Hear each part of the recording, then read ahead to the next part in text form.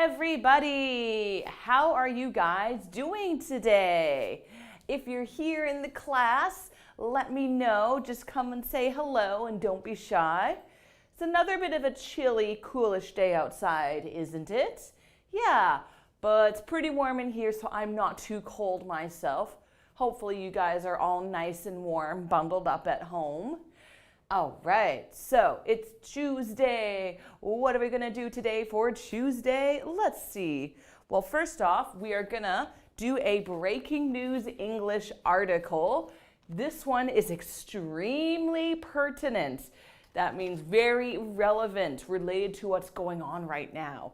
So this is all about COVID-19 and how young people can catch it, not just a disease for older folks. And after that, we are going to have a discussion on healthcare. That will probably happen in the second class today. And for the third class, we are going to have an interesting elective where we call it Cool Canada. So we're going to do some activities all about Canada. So that should be pretty fun. All right, so shall we get started? Yeah, I think we can get started. All right, guys, let's begin. So let's take a look at the title here. Breaking News English. Oh, related to our news theme. Excellent. Who says young people also at risk from COVID-19? All right. Now, sorry, tongue-tied here. Do you guys know what WHO is, or WHO? So this is actually an acronym for something. There's a band that has this name, but it's not the band. If you guys are here, see if you can type out what you think this means. WHO. What does it stand for? Give you a hint. Something.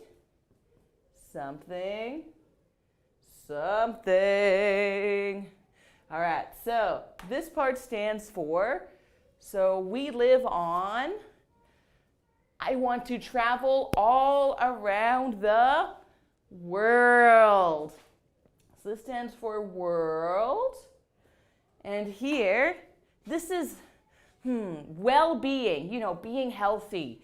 You want to eat good food, drink lots of water, don't get sick. The noun form of healthy is health. So world, health. And this one's a little bit trickier. So this is World Health Organization. All right. So you probably have heard of this before. Oh, okay, Jiyoon, I just saw you type your answer. Thank you. Yeah, so World Health Organization. Good morning, Maria. Welcome to class. Thank you for joining in. So this is actually a part of the United Nations. So this is a group that tries to help focus on making sure everyone in the world is healthy and safe. So when COVID-19 broke out, the World Health Organization tried to make sure everybody knew about it and told everyone how to stay safe. All right, so before we read, let's just have a little quick, like a pre-discussion, or maybe more like, okay, so let's see, what are some questions we can think about before we start the reading article? All right, so let's see, how has COVID-19 affected you? Okay, so this is my little pre-discussion writing exercise. So I'm sorry, I don't know, I'm having a tough time today. Probably because I haven't had any coffee. All right, so This is our little pre-reading discussion. Sorry, totally tripping over my own words. So this is my question. How has COVID-19 affected you? So you can type up a short answer if you like. So it doesn't mean like you got sick, but maybe how has this pandemic affected your lifestyle? So yeah, go ahead and type out an answer. So for example, for me, COVID-19 really affected my lifestyle. I was going to school and I had a class over in Victoria, but it got canceled, so I couldn't take the class anymore. And I was kind of sad about that. Also, I lost my job for a short while. I was also sad about that. So yeah, COVID-19 has affected my lifestyle pretty significantly. How about you guys? How has this changed your life? Okay, now it's time for me to drink some caffeine. I got some tea today so I can wake up. Oh, but it's too hot, so I can't drink it. Never mind. Guess I'm gonna go without caffeine a little bit longer. And let's do one more little pre-reading discussion question. So it says, who says young people are also at risk? Who do you think is more at risk? Okay, so Maria, you said COVID-19 stopped all of your life. Oh no, yeah. I'm sure, it kind of stopped everyone's life, didn't it? Yeah. All right, so here's my second question. Who do you think is more at risk for catching COVID? Older people or younger people? All right, so this is my second question for you guys. Who do you think is more at risk for catching COVID-19? Older people or younger people? So feel free to type in this answer as well. All right, now this one, there's not exactly a right or a wrong question, a wrong answer. Okay, so Gian, so it affected your life because you wanted to look around Vancouver, but you can't. That's really unfortunate, I'm sorry. Yeah, for sure. Yeah, so while the weather is still good though, Gian, go take a look around Vancouver for a little bit while the weather's still nice and it's still pretty safe outside. But yeah, COVID-19 has definitely affected our lives immensely, absolutely. All right, I'll try not to block this question so you can read it. Okay. What do you guys think? Oh, sorry. Okay, so I'm gonna try answering this question. Let's see. Oh, okay. So you came to Vancouver in March and you feel sad because you have to stay at home. Yeah, that must have been very sad, Jiyun, for sure. Yeah, it's exciting coming to a new country to start a new life, but then you can't even leave your home. Absolutely. Have you got a chance to go outside though and explore a little bit? Because I think in June it was safer to go outside. So I hope you got a chance to look around Vancouver at least a bit. Yeah. Okay, so for this question, I don't know if I can say who is more. Well, older people, perhaps because their immune systems are lower, it might be easier for them to catch COVID-19. But because younger people are going out so much, like older people are trying to be careful, but younger people don't seem to care as much. So I think it can also affect, I think younger people are also at risk now. So Maria, you think it affects older people more? Yeah, I could see that, most likely. So yeah, it's definitely more dangerous, I think. Like they have to be careful. But yeah, we're basically, this article is going to talk about how younger people are also in danger of getting it, but kind of for silly reasons. Okay, so I think we've had a nice, good discussion. Maybe we can, I'm just going to erase this. And in June, you think older people are more at risk. All right, so yeah, we both, looks like we all kind of agree that, yeah, older people are more at risk for sure. Absolutely. Okay. Okay, guys.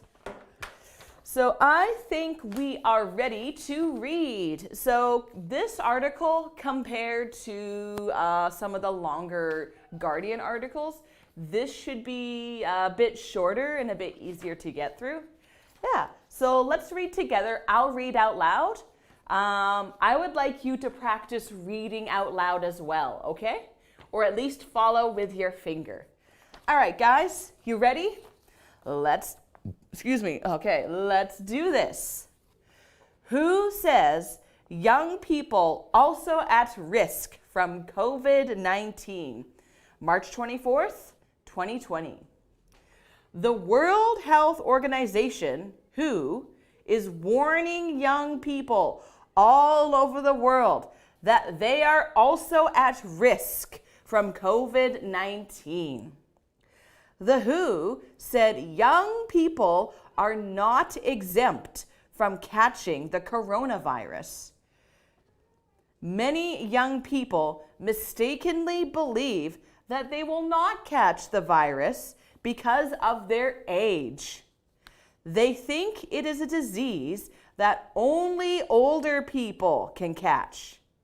The WHO said the truth is that young people are catching the coronavirus and becoming ill or dying from it. It added that young people are also spreading the disease to their parents, grandparents, and other people. The White House also urged young adults to follow advice and to avoid gathering in large groups to help prevent the spread of the virus. Okay, so that is the first paragraph. How is this? Is it easy to understand or is it a little difficult? I'm going to draw some quick pictures just of the first paragraph to help illustrate what's happening. All right, so here we have the World Health Organization, and so they're telling younger people, so these are younger people, all the young people, and they're saying, you can catch coronavirus too. So you can catch COVID-19 too. Be careful. All right. So many young people, they're thinking, oh, well, I won't get the coronavirus because I'm young. I'm young. So they think only older people are at risk. So here's an old person, and here is COVID-19. So they think only older people can get it, and they think younger people, they're fine. All right. So, but the WHO, they're saying that actually younger people, they are dying from coronavirus. Younger people. And they're getting sick. And they're also mentioning not only are younger people getting sick and dying, they are spreading the disease. So they're spreading the disease to older people like their parents and grandparents. So that's not good now, is it? And let's see, what else? And then let's see, we have the White House. So the White House is basically the government in the United States. So the White House, they're saying, stop gathering in large groups. Stop gathering in large groups. So basically, don't hang out with a lot of people. Keep your groups small. Okay, so that was the first paragraph. Now we're going to go on to the second paragraph. All right, if you want a little bit more clarification on what's happening, just let me know, okay? If you have any questions, feel free to stop me and I'll be happy to explain. This includes if you have any words you want me to explain, that's totally fine. All right, so let's go on to the second paragraph. The Director General of the WHO said, "Today I have a message for young people. You are not invincible," he added. "The coronavirus could put you in the hospital for weeks, or it could even kill you. Even if you don't get sick, the choices you make about where you go could be the difference between life and death for someone else." The WHO said, "A significant proportion of patients treated in the hospital for COVID-19 around the world are aged under 50. New York Governor Andrew Cuomo said many young people are not following the state's social distancing rules. He told young people that this is a public health issue and you cannot be endangering other people's health." All right, so that's the article, guys. I'm going to draw some more pictures. So let's see. I'm going to get rid of some of these drawings. All right, so let's get rid of the White House. Okay. Ugh. There we go. That's good enough. Okay, so let's call this guy the Director General of WHO. So let's say he's at his desk. Director General of WHO. So he's a very important guy. And what is he saying? He is saying, you are not invincible. So what does invincible mean? It means you're like Superman. Nothing can kill you. But he's saying that is not the case. Young people can die from this disease too. All right. So what else is he saying? So he's saying you could be in the hospital for weeks. So here's the hospital, and you might die. And, you know, if you decide, even if you don't get sick, even if you don't have to go to the hospital, if you decide you're going to go visit your grandparents and you pass on the virus, you know, you might kill those people. So your choices could kill other people, is what they're saying. And finally, there's New York Governor Andrew Cuomo. So I'm going to put NY Governor. So he's another guy in charge of New York. And he is saying, many young people are not following social distancing rules. So can you guys give me an example of a social distancing rule? Let's see. Give me one social distancing rule. If you can think of one, please type out a social distancing rule to me. All right, and we'll put it in here. I'll give you a hint. Here is one rule. What do you think this rule could be? And here's another rule. All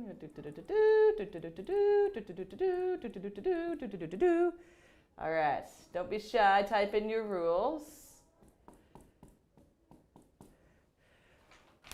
So what do you think this rule is? Like what kind of social distancing rule is this? And how about this one?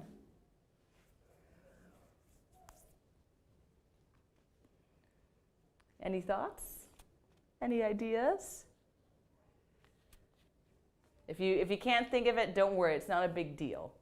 All right, just gonna take some water in the meantime. Okay. All right. Oh, wear a mask. Yeah, that's one. Absolutely. Yeah, that's probably a good one.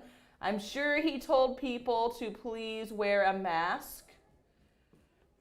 For sure. And this one, this is the 2-meter rule. 2 meters or 6 feet apart. So he's telling people to please do this and not to be in big groups. Oh, Maria, do you not have these materials? Yeah, you should have these. Maria, where did you get your materials yesterday? How did you get the materials yesterday, Maria? Maybe let me know. How did you get these? Like, did you find them on the website or were they emailed to you? Because, yeah, it's not me who sends out the material. It's supposed to be. Yes, okay, thank you, Jiyun. So, yeah, Maria, did you download it from the home page by chance? So go to the home page and try to download it from there, Maria. If you are still unable to find the material, then maybe contact Louise. But try the home page first, Maria, okay? Okay, so basically should we get back to this? We'll get back to this quickly. All right, so he's telling people, social distancing, please. However, the reality is young people are hanging out and they're partying and they're not following these social distancing rules. So we got like a lot of rule breakers, it seems. Okay, so that is the article. Alrighty. Now, let's take a look at the chat box. So down here, notice how we have many words such as who, young people, at risk, proportion. Now, could you please type out any words you do not understand from this box? So, if there are any words from this box that you do not understand, please type them out and I can give you their definition, okay? We got quite a few words here. I think most of these words you guys understand, but there might be like one or two that you might not understand. Okay, so I'm going to get rid of these drawings. So many drawings. Invincible. Oh, that's a very good word. Okay, so I'm going to make a new words column over here. New words. Invincible. Okay, and proportion. Okay, that's also a good one. All right. Let's get rid of this.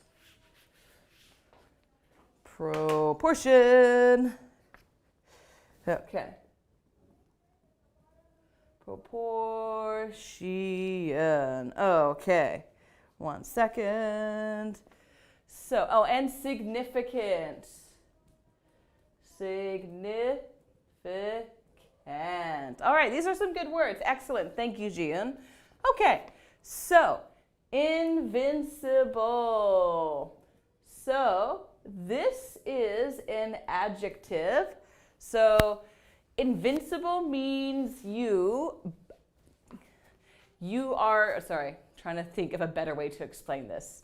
So invincible means You cannot die. You cannot get hurt.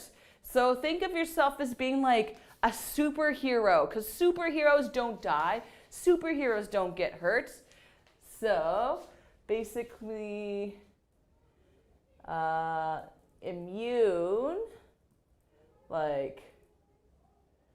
so immune means strong against.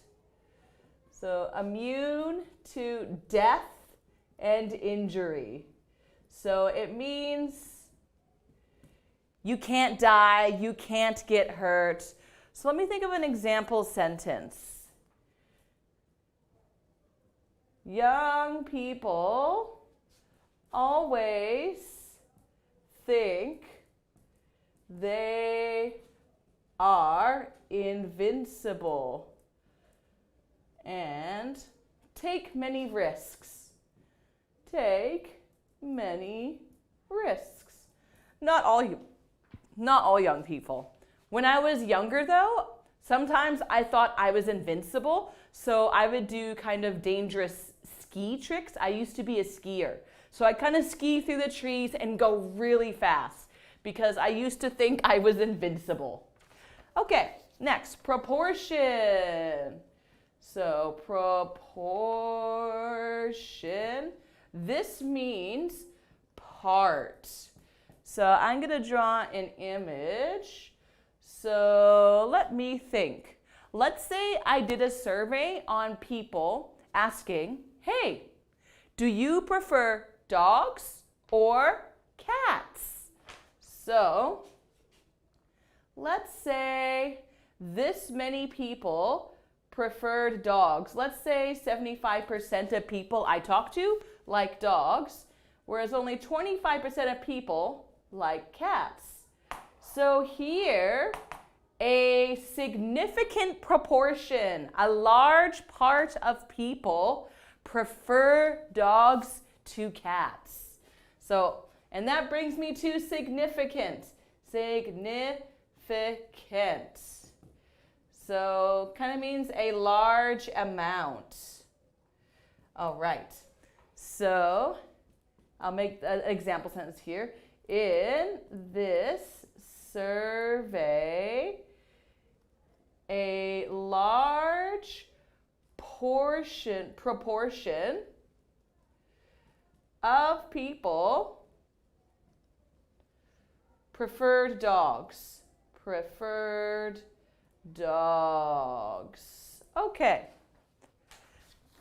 So, and significant means a large amount or a lot. So let's say, for example, I went on a vacation to Japan in February. It was a lot of fun, but I spent a significant amount of money. I spent a lot of money on my trip to Japan. So I spent a significant amount. Okay. A significant amount of money. On my honeymoon. Honeymoon. Okay. So those are the 3 words. Do you guys understand these 3 words? Do you have any more questions about them? Let me know if you have any more questions about these, okay? If not, I have a little activity for you guys to do. I would like you to make some example sentences. I'd like you to practice these new words. So, for both Jiyoon and Maria, if you're here, Maria, but maybe you're still getting the materials. So, could you guys make an example sentence for invincible? Okay, glad you understand, Jiyoon. Excellent. Thank you for confirming. So please make an example sentence for invincible and make an example sentence for proportion and make an example sentence for significant. So go ahead, I'll let you start that now. All right, now I'm gonna drink some tea.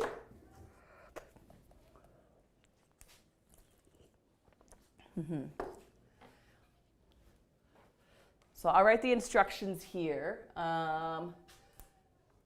Please make example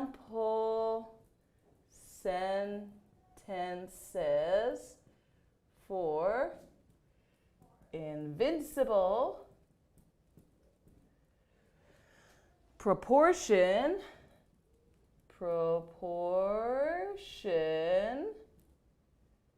and significance.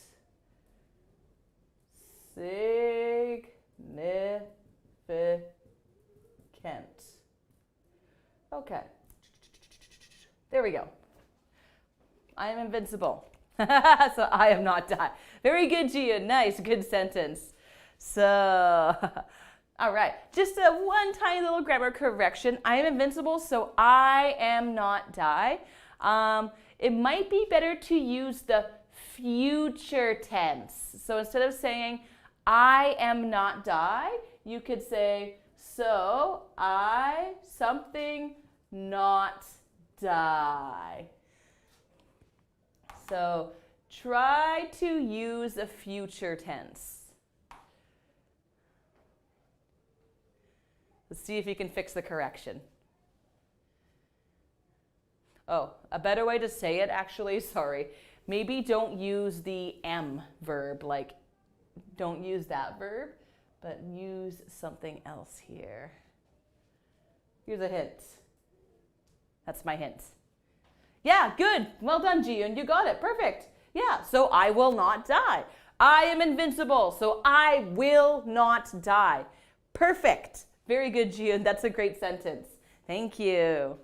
All right. So next is proportion. That might be a little bit trickier to make an example sentence. See if you can try though. If you can't, that's okay. You can go ahead and do significant instead. Yeah. Yep, I will not die. That is perfect, Jiyoon. Very good. Oh, I left my tea bag in too long. Oh no. Now my tea tastes kind of gross. Oh well. Okay, proportion. I'll see if I can think of another example sentence for proportion. That's a bit of a trickier one. Okay.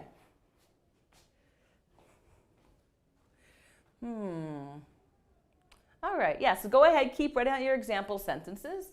I'm gonna write another example sentence for proportion over here. Actually, maybe I'll get rid of invincible.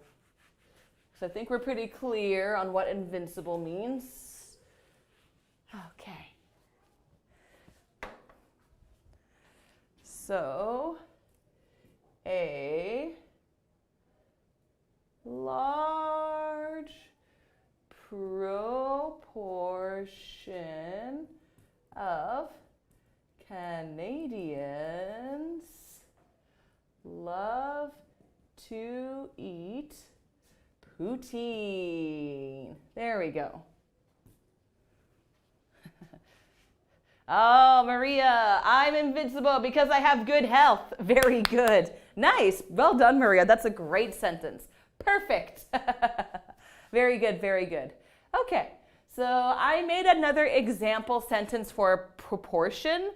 So hopefully this can help you out, guys. Again, if you can't think of a sentence, that's okay. You could try to do significant instead. Oh, all right. And let's take a look. I'm going to have some more tea. Ooh.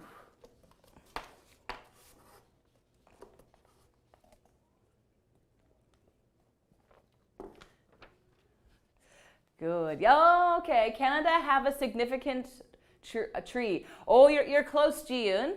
Like the meaning, you got it right. Just grammatically, there's a little bit of stuff to fix. Okay, so Canada have a significant tree. Okay, so because Canada, this is a singular noun, so instead of saying have, we want to say something a little bit different. This is the right verb, but change the conjugation. Canada, so not have, but this should be a pretty easy one to fix. And significant, and usually, okay, so this one will help. When we have, when we say significant, usually we say significant amount of, or a significant number of. So typically, it's significant is followed by amount of or number of.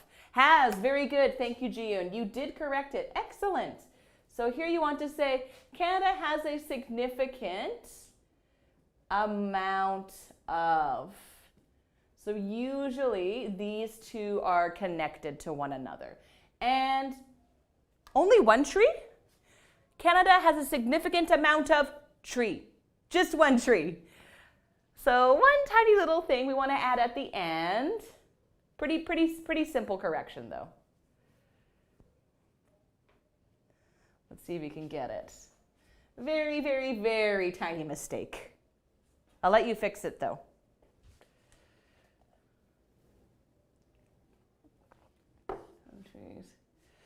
Okay. A significant amount of trees. Yeah, almost correct, Jiyun. Very good. The last thing, just had to add an S at the end because we're talking about many trees. Okay, good job, Jiyun. You got it. Nice, thank you. Okay. This moment, I spend more time in the internet. Okay, good, Maria. I think you forgot to use this word, so I can help you here, Maria. So these moments, or maybe these moments, I spend more time in the internet. Okay. I'm going to get rid of this.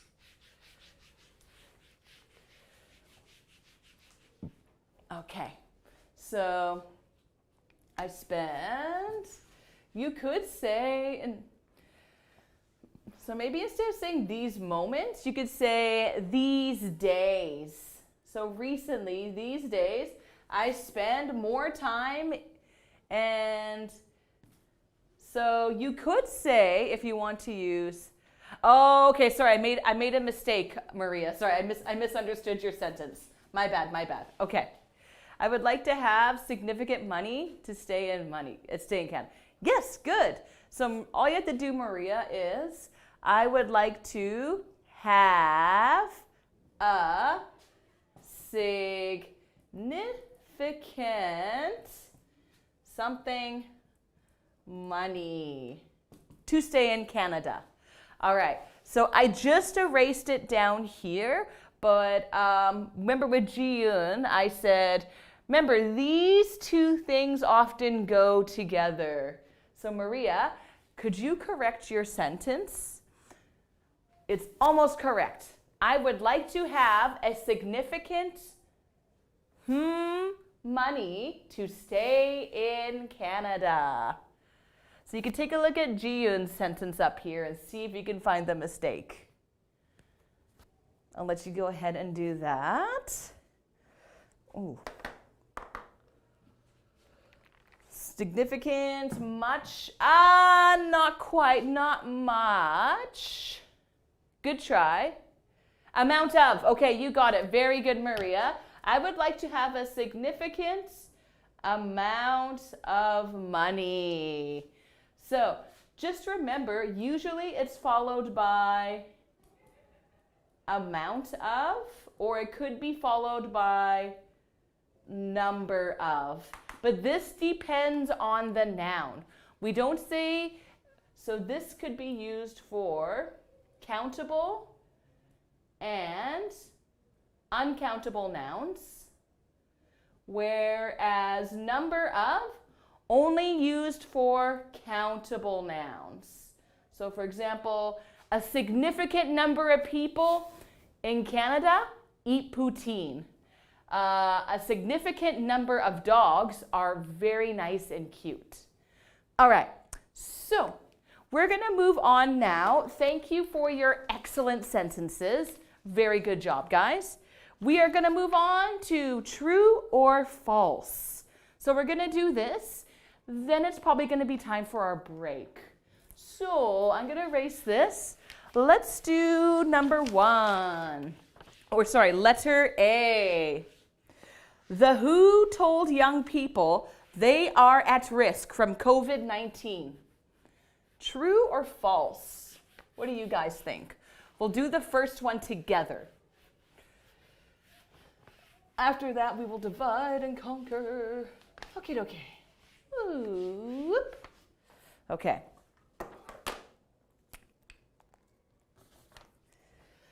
Alrighty. So I'm going to put T or F. We got A, B, C, D, E, F, G, and H. Okay, and Jiyoon says the answer is true. Very good. Thank you, Jiyoon. Excellent. Okay. Now what I think we're going to do is we're going to divide and conquer. So that means I'm going to give half the questions to Jiyoon. I'm going to give the other half the questions to Maria. Okie dokie? So let's see. Maria, I'm going to put an M for Maria. You're going to do B, D, F, and H. Jiyoon, you're going to do C, E, and G, okay? So, don't worry about doing every single question. So we're gonna divide it up. So, Maria, the article says that 90% of young people think they cannot catch the virus. True or false? What do you guys think? Or what do you think, Maria? And for Jiyoon, C, the WHO says only aged people, so aged means older people, only aged people can catch COVID-19. True or false? Oh yes, and I want you to tell me if the answer is false. Tell me what the real answer is. Oh, you still don't have the material, Maria? Oh, did Louise send it to you? Okay. If you can't find it on your computer, Maria, maybe you can ask Louise to send it to you. It's funny that you can't find it, but yeah, maybe give an email to Louise, all right? Okay. So, all right, Jiyoon, maybe you could do B in the meantime. Okay, so Jiyoon, you can go ahead and do B for now. If you can. All right. So, is this true or false? The article says 90% of young people think they cannot catch the virus. What did the article say? Whew. I don't know why I'm so hot. That's so weird. Very strange. And let's see, C. The WHO said only aged people can catch COVID-19. Is this true or false? All right, so yeah, Jiyoon, you can do B and C for now. That would be nice if you could. Thank you. Ooh. Oh my goodness. Sorry. I don't know why I'm overheating. And true? Are you sure? You sure it's true, Gian? So, the actual answer for B, good try, but it was false. So, the reason is in the article, does it actually say 90% of people? If you look, it doesn't actually say 90% of people. It says, let's see if I can find the sentence. Many young people mistakenly believe they will not catch the virus because of their age. They think it is a disease that only older people catch. So it doesn't say anything about 90% of young people.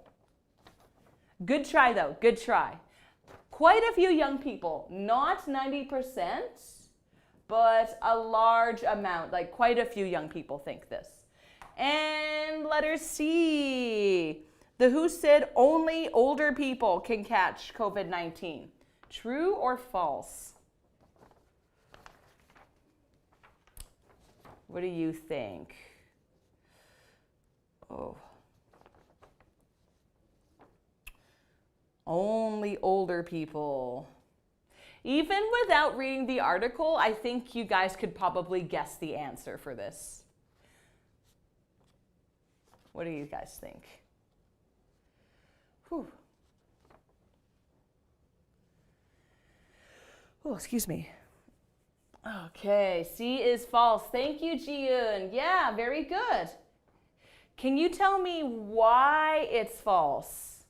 Can you tell me why? So why is it false? Only older people can catch COVID. So just as best you can, try to, give me an answer why you think it's false. Oh, excuse me, sorry. I'm not bored, I promise. I'm just a little bit sleepy because I haven't had much caffeine yet.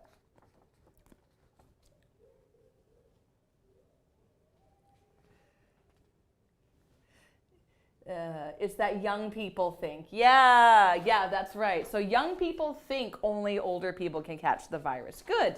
Yeah, that's a very good answer. Thank you, Jiyoon. All right, guys. So it looks like we are coming up to the end of our lesson now.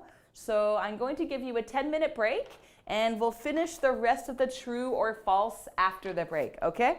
So go relax for 10 minutes, and I'll see you soon. Bye-bye.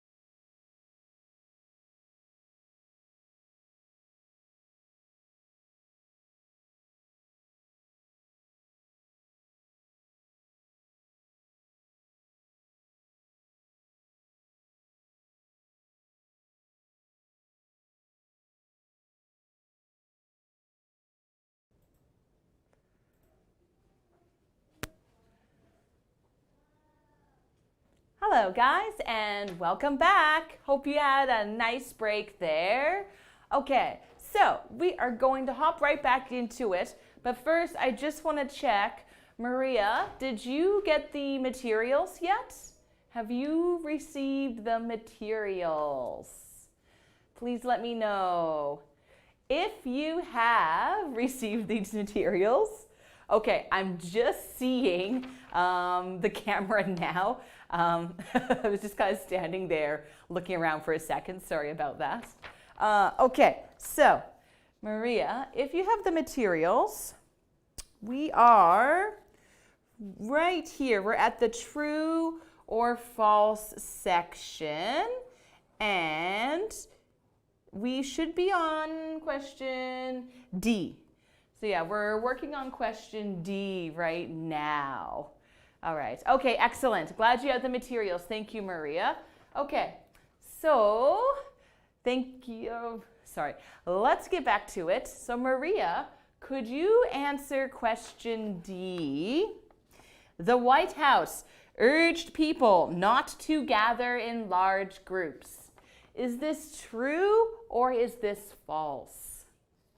And Jiun, could you do question E for us? The WHO warned young people they are not invincible. Is this true or false? All right, very good, Maria. It is true. Thank you so much. That is right. So the White House told people don't go in large groups. And D is T, yes. And Maria, could you do letter F as well? Letter F. The WHO said young people must think about where to go. True or false? Or where they go. Sorry, one second. Something's not sitting too well in my stomach. That's okay. Alrighty. And Jiun, you said E is T. Very good. Excellent. That's right. They are not invincible. All right, so Jiun, you're going to do letter G. Many COVID-19 hospital patients are under 50 years old. True or false?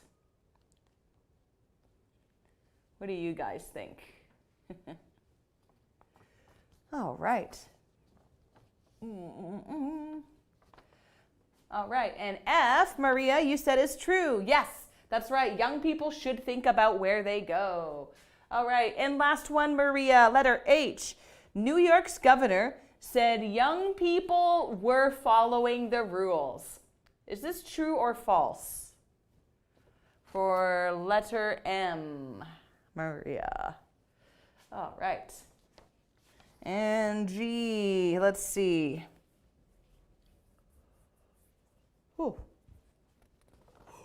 Oh, excuse me. Sorry for all the yawning. Again, I promise I'm not bored. Promise. Excuse me. Oh, I just choked on something there. Choked on my own spits. All right. I'm just going to get rid of this side here. All right. Oh, very good, Maria. You said it is false. Nice. All right. Maria, can you tell me why it is false? G is true. Very good, Jiun. Yes. So many COVID patients in the hospital, they are under 50 years old. So it is true. So Maria, why is this false? Why is it false? Let me just erase this.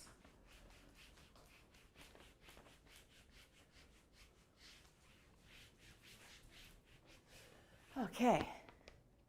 All right. So while you talk about the answer, I'm just going to set up something. Jiun and Maria. Maria. Ooh. All right. If you can't think of a reason why it's false, that's okay. I'll let you finish up though if you're typing.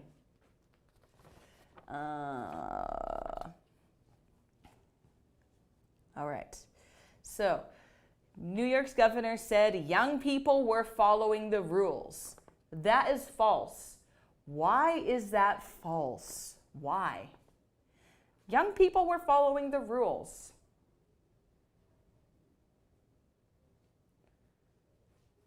So the answer is, he actually says right about here, this area towards the end of the article, that many young people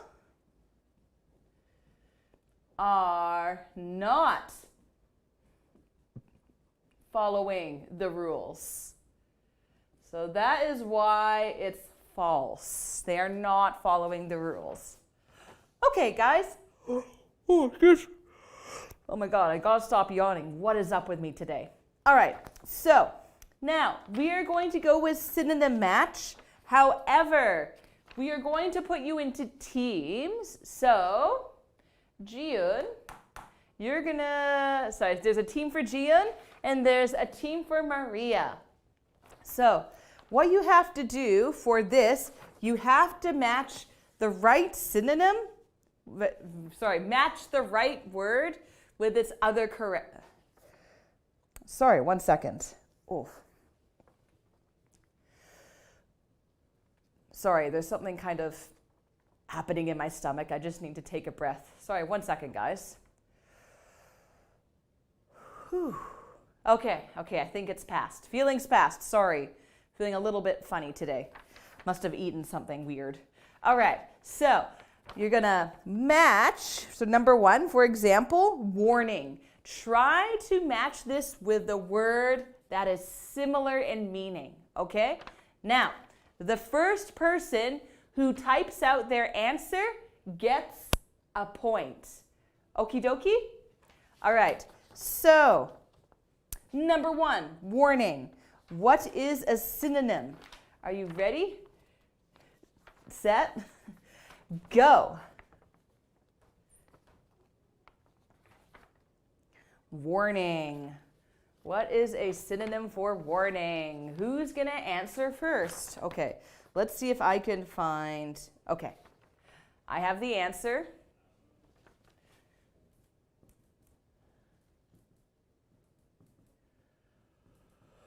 Oh, all right. What do we think? Okay. No answers yet? That's all right. Who's going to be first, Maria or Jiyoon? Cautioning, Jiyoon, you are correct. Very good. It is F, cautioning. Cautioning, very good. Okay, so that's 1 point for Jiyoon. Maria, you were so close. Very close, but a little too slow. All right, number 2, at risk. Ready, set, go.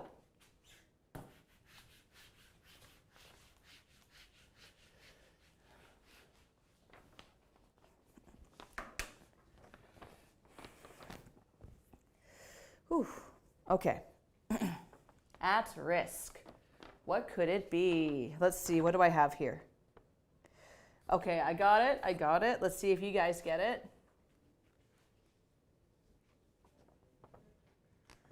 All right. Any thoughts? Any ideas? H. Yes, Maria, you are right. H.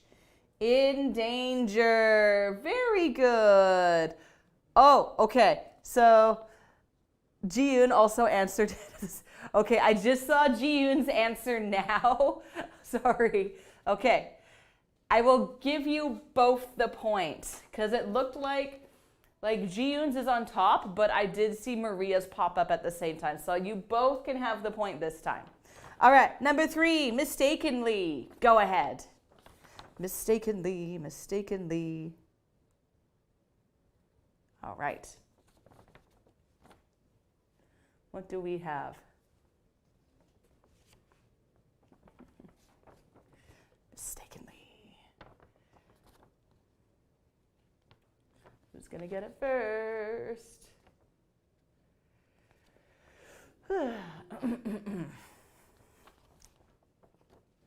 Hey, okay. Maria, definitely you popped up first this time. Very good, it is A. Wrongly. Okay. Yes, Jian, good job. Okay, you're just a little bit slower than Maria. Good try, though. All right, number 4, catch. Go ahead. What is catch? What did I... okay, I got it. Yes. Hold on, let me check. Okay, yes. All right, so what is number 4? Catch. Let's see who answers first.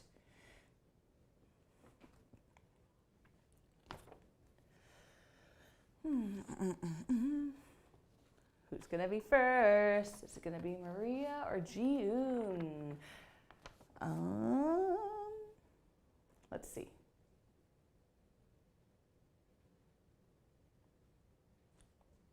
No answers yet. This might be a bit of a tricky one. Not the easiest one of the bunch.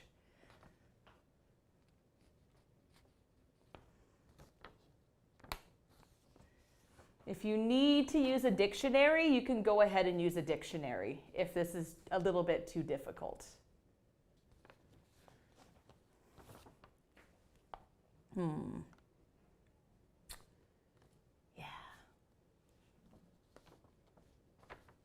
Is this a tricky one, guys? Not seeing answers coming up yet, so I'm guessing it's a little bit difficult. So when they're talking about catch, they're not like so much catch a ball, but more like catch COVID-19 or catch a cold, catch a virus. That's the kind of catch they're talking about. So maybe that helps. Hopefully that helps. All right. Excuse me, sorry. All right, let me get some water. Maybe that will make things better.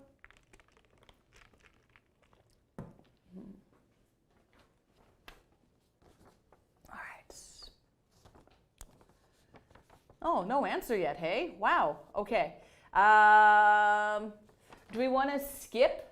Let's just skip it for now. We can come back to this later. So let's do number 5. If we can't do number 4, let's try number 5.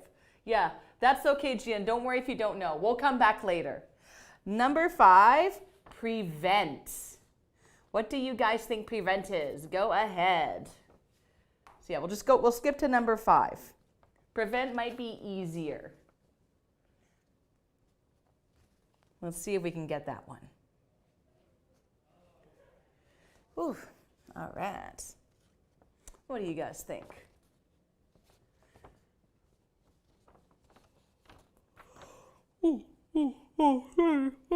Sorry. Oh my goodness. Sorry, I know there's like a lot of like quiet blank space here today. I apologize.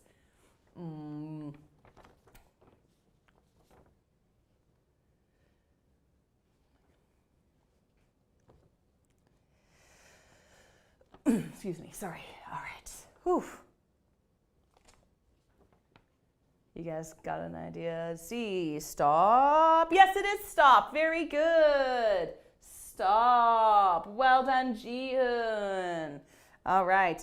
And sorry, Maria, it is not F. Good try, though. Good try. Oh, excuse me. Okay. Sorry, I got to take a deep breath again for a second. Okay. Man. Whatever cereal I ate today, I guess it wasn't very good for my belly. Okay, number 6. Oh, okay, I think you might already know this, guys. Invincible. Invincible. What do you guys think invincible is? So we talked about it this morning a little earlier. Invincible.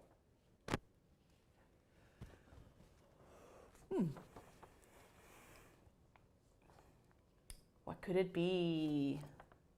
Okay, I got the answer here. Invincible. Let's see how we're doing. Jihoon, you have 3 points. Maria, you have 2 points. Not bad, not bad. You guys are pretty close to each other. Good stuff, good stuff. J, indestructible. Yeah, Jihoon, that's right. Very good. Indestructible. And that's 4 points for Gian and Maria. You're very close, but a little too slow. I'm sorry. Good try. Good try. All right. Number 7, sick. Bleh.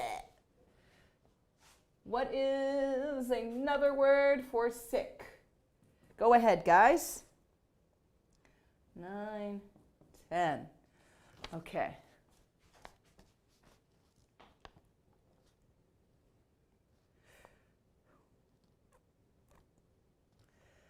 Number 7. What could it be?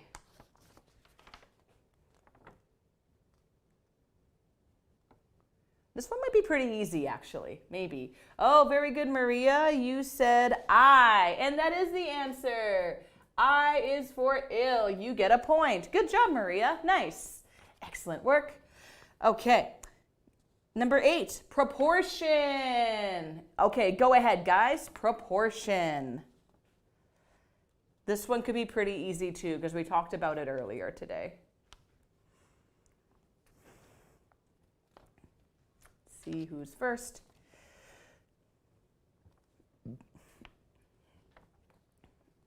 Excuse me, sorry. All righty. Who's going to be first? Maria's catching up to Gian. D. Yeah, very good, Maria. It is part D. Oh, you guys are tied now. Okay. Oh, Gian, very close. Just a little too slow. Okay. Good try. You both got it. Now, 9, rules. Go ahead. Oh, excuse me. Sorry. Okay. Rules. Who's going to be first?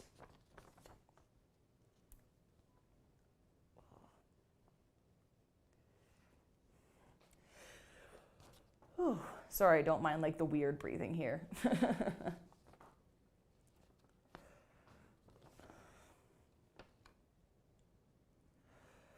Whew. All right.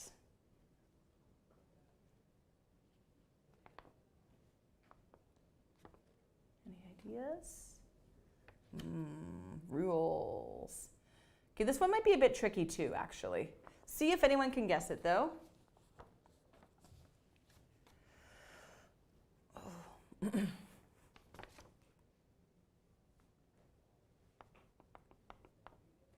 Oh, Gian, oh, we got to answer. G, regulations. Yeah, you're correct. Very good.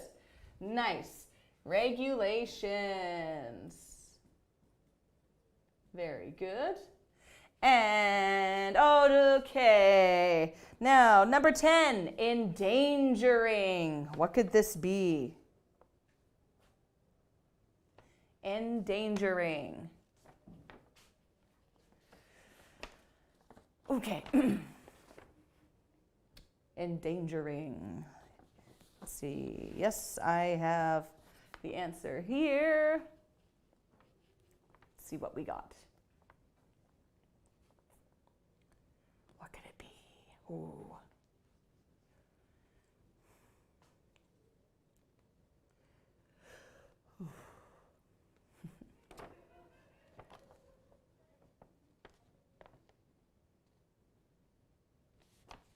Any thoughts? Any ideas?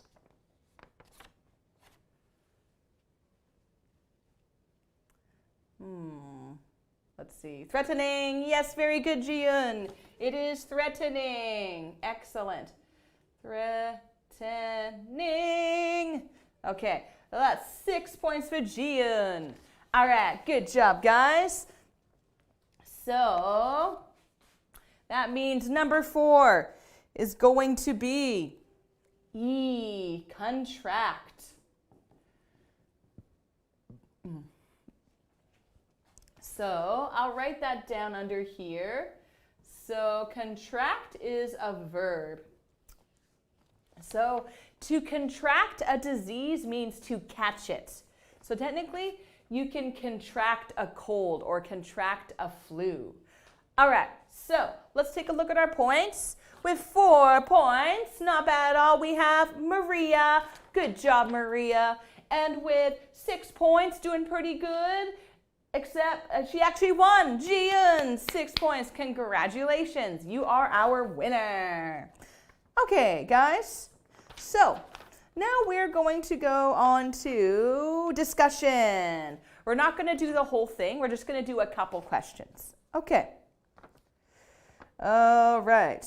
Let's do letter A. Okay. So we'll get rid of this. Ooh. I'll get rid of this. Okay. All right, guys. So, time to discuss the things. Discussion. And let's do A. All right, so discussion. Question A. What do you know about the WHO, the World Health Organization? What do you know about them? You can type anything you know, even if you don't know that much. Okay. So what do we know about them? So just type out some words. Let's talk.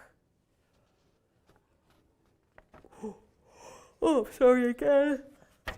Oh my goodness. Sorry, guys.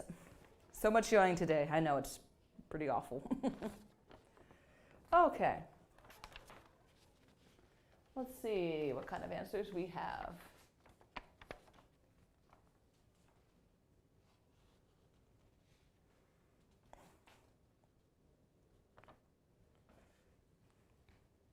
What do we think? What do we know about the World Health Organization? Ooh. Oh my gosh, what is up? Stop yawning, Mel. Stop yawning. My bad. Okay. Okay. Well, I'll leave that question open for now. And let's see. Let's do letter C. Let's do C. How is social distancing going for you? So, is it going okay? Are you having an okay time? Or are you having a really difficult time with social distancing? So like, how is social distancing going for you? So write your comments. For me, social distancing has been okay. At first, I was sad. I couldn't hug my family. I couldn't hug my friends. My sister had a baby in February. I couldn't hold her baby, so that was very sad. I still met with my friends, but we had to stay far apart from each other. So social distancing has been okay for me. But yeah, what about you guys? Let me know, I'm curious. Okay, and I think we'll do D after.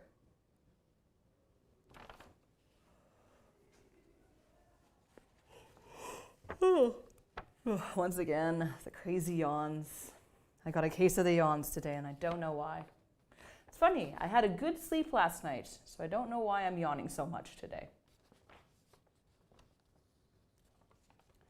All right, I don't see any answers. That's okay, take your time answering.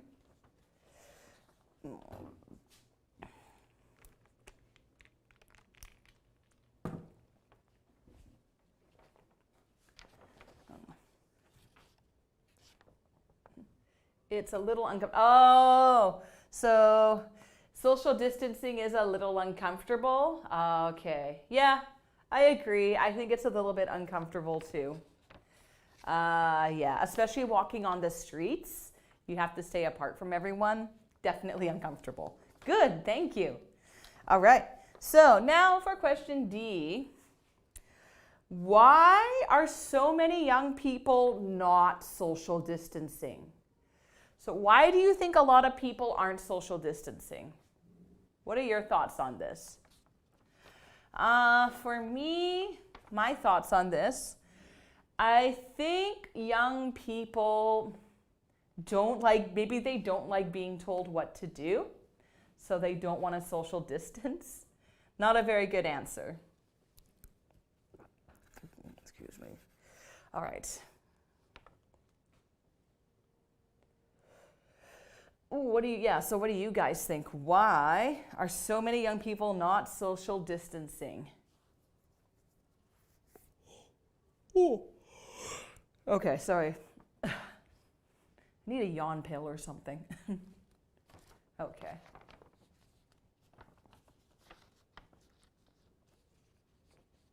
Any thoughts? Any ideas? Why aren't young folks social distancing?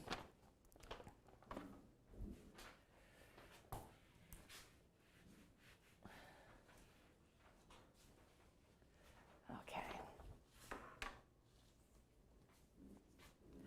They think they...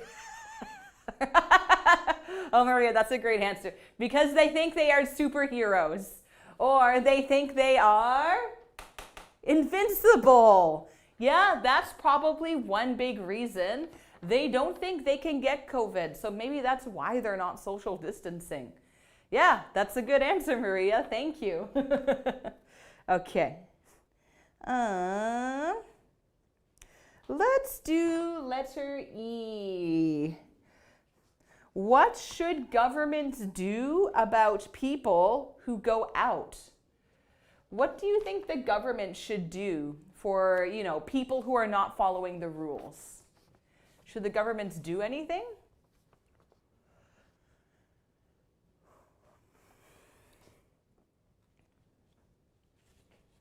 Invincible. Yeah, okay, you typed it out. Very good.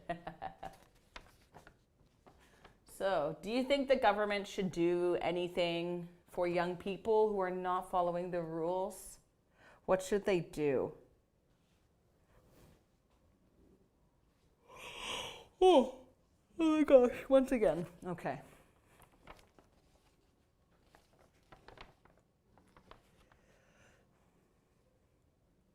Let's see, got any answers?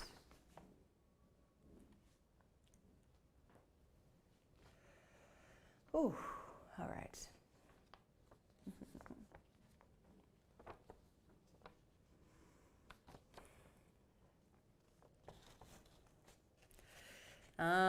Okay. Oh, Jean, we got an answer for yours. They don't think that if they get COVID-19, they will harm people around them.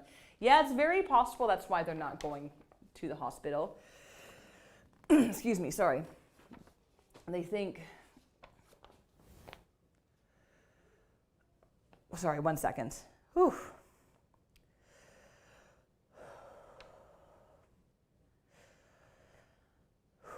Okay, sorry about that, guys. I apologize. I know it's kind of weird to be watching me doing these weird breathing things.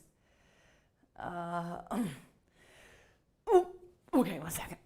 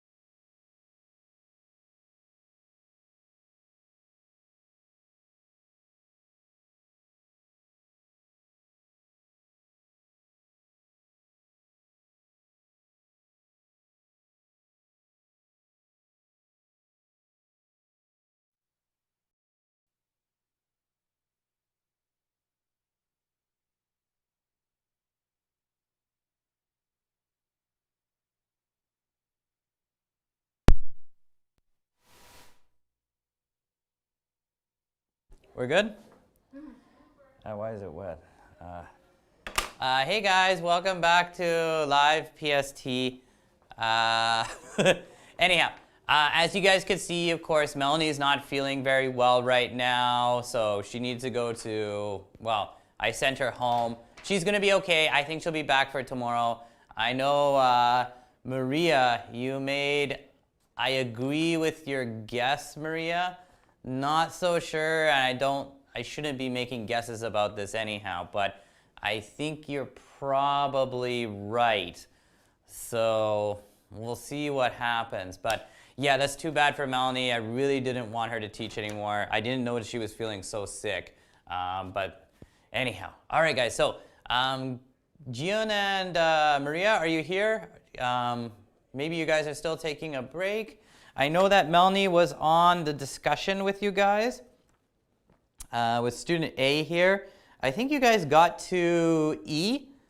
What should governments do about people who go out? What do you guys think? What should governments do to people who go out? Well, of course, I think a good word to use here is maybe punish. Like in my opinion, I think they should punish them. But I'm going to try to add, oh good, Maria, you're here. I'm going to add one more thing. So we got punish and give them a fine. And a fine is very similar to kind of a ticket. But this fine is a noun, right? So this is just my opinion, guys. But for people who are going out, maybe to bars and things like that, during this health crisis, I think the government, should punish them and give them a fine. Now, I hope you guys know what a fine is. A fine is like a ticket, from the police. And actually, maybe you guys know, but starting yesterday, on Monday, from now on, if you're taking the SkyTrain or the buses in Vancouver, and if you don't wear a mask, they will give you a fine. I think it's $100 or maybe a little bit more. So how about Gian and Maria? Do you guys agree with me? Maybe you guys can't see this. I think I need a darker color. I need black or something. Maria or Gian, can you guys see this here? Just wait for your guys' answer. Okay, maybe not. Okay, but I'll just move on to F. What would you tell a person who wasn't following the rules? Well, that's kind of a boring question. What would you tell a person who is not following the rules? Oh, sorry guys, I guess I think I skipped D. Why are so many young people not social distancing? Okay, good. Gian, you do agree. Okay, good. I think we skipped D, guys, but that's okay. Let's take a look at F together. What would you tell? What would you tell a young person who wasn't following the rules? What do you guys think? What would you say to some young person who is not following the rules during this health crisis? So maybe to start this, I could write something like this. I would say, now we could do a direct quote. So I would say comma, and then quotation mark, and then whatever I would say, right? I would say, don't take any risks. Don't take any risks. Wear a mask and do social distancing.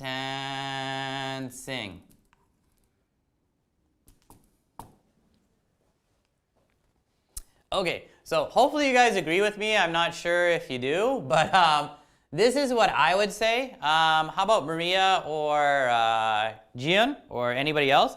What would you tell a young person who wasn't following the rules? Like, what would you say to them? Would you say like, hey, that's okay, don't worry? Or would you say something like, you know, what are you doing? Don't take risks. You should be careful, blah, blah, blah.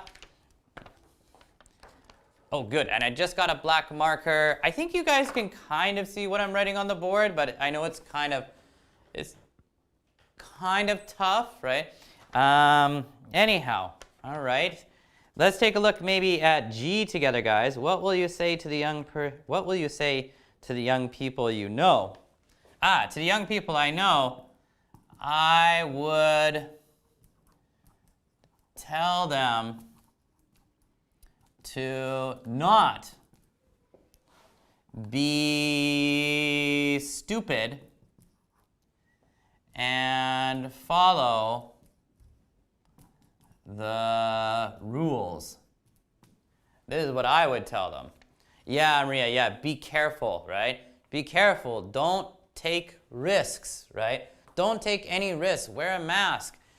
For people that I know personally, young people I know personally, I think I would be more direct with them, right? So that's why I would tell them, you know, to not be stupid. Don't be stupid, right? And follow the rules. You guys got to follow the rules. Like if you're on the SkyTrain or you're on a bus, you got to wear a mask, right? But in addition to that, yeah, I think basically if you are entering any store or you're going to any place where there's a large amount of people, wear the mask, right? Yeah, and also, yeah, Maria, that's a good expression. Pay attention to the rules, right? Pay attention to the rules and follow the rules. You don't want to break them because if you do, you might not just hurt yourself, you might end up hurting other people around you, and that's not fair to those other people. Okay, so let's take a look at H. This will be the last one, guys, but then we're going to take a break like we normally do at 10:50, and then after the break, I think we'll get off of this stuff here. Yeah, Gian, good. Follow the rules to stop the spread. Hey, yeah, good. Okay, yes, grammatically correct. Well done. All right, last one we have is, what advice do you have for people worried about COVID-19?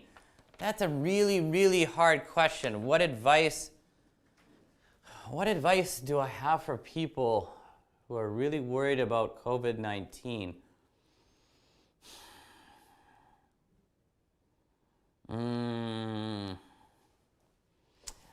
Okay, so I might write here, my advice to them is to stay home, practice social distancing, and only go out if necessary. To be honest, guys, I don't know if this is my answer here is the best advice. Of course, as you know, I'm not a medical professional, but my advice to them is to stay home, practice social distancing, and only go out if necessary. I think the only problem with my advice is, like, as you guys know, staying home all the time is really not good for our mental health, right? So, but people who are really, take care, now Maria, that's good, take care of health, but you might want to say, Maria, take care of your health, right? Take care of your health. I think for people who are worried about COVID-19, like, if you're really worried about it, then I do recommend, like, you, of course, to that person, they should stay home. If they do go out, practice social distancing, wear masks, maybe wear gloves. Um, but that's all I can really say. And it's really not good for people's mental health, right? It's a tough one, I think, yeah. But yeah, take care of your health. If everyone follows the rules, one day we will get our... also, yeah, Gian, that's a very good sentence. If everyone follows the rules, one day we will get our daily lives. But, Gian, one thing you want to add to that. If everyone follows the rules, one day we will get our daily lives back. So you just want to add back to the end of the sentence, and then it's a really, really good sentence. Okay, guys, so we're on regular schedule right now, though, so we're going to take a break for 10 minutes. I think what we're going to do, guys, is after the break, I think we're not going to continue with this here. Instead, I think we're going to move on to this activity. And sorry, guys, I had no time to prepare today, so please bear with me. But I think after the break, we're going to take a look at this activity about Canada, and we'll see how it goes. Like, it looks kind of fun to me. I hope it's fun. We'll see how it goes. All right, guys, but yeah, let's take our 10-minute break, so I'll see you guys in about 10 minutes.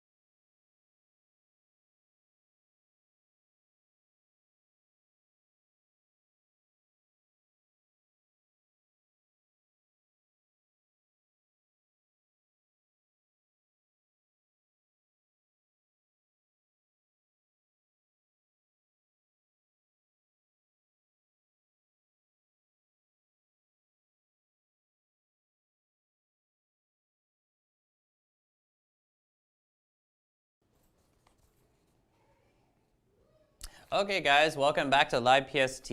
Of course, you're here with Alan. And so Maria and Gian and anybody else watching, we're going to be taking a look at this one now. It says in the top left, spot on. And the title is Cool in Canada.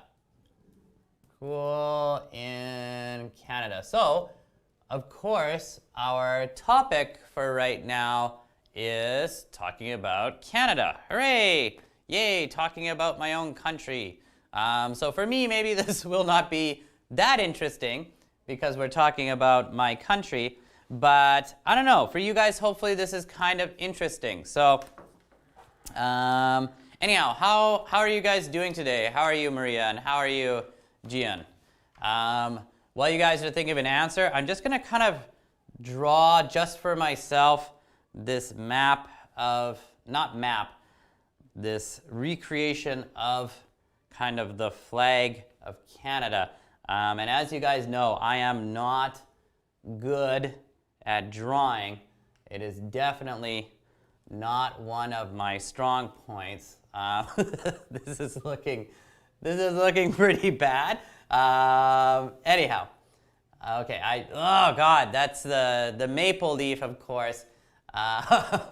Anyhow, so I redrew it on the board just for myself. But if you guys take a look here, at the very bottom, you have a bunch of vocabulary. The vocabulary here is not too hard, it's pretty simple. And it says, which of these words make you think of Canada? Write the words that you associate with Canada into the maple leaf, right? So, oh, thanks, Maria. Good, you're fine. I'm okay today. To be honest, I'm a little bit tired, but I'm not sick. I'm just a little bit tired. I was working on something before this, and then of course Melanie was getting sick, so of course I came in. So, but yeah, I'm doing okay. And Gian, I hope you're doing well too.